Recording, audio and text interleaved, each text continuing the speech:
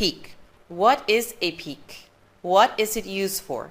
It is a feature used to temporarily preview the desktop in two ways. Using the mouse, point to the Show Desktop button at the end of the taskbar. The open windows fade from view, revealing the desktop. To make the windows reappear, move the pointer away from the Show Desktop button. Using the keyboard, press the Windows logo key plus spacebar to temporarily preview the desktop.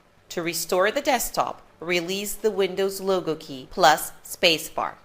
Minimizing and restoring a window. How can we minimize and restore an open window?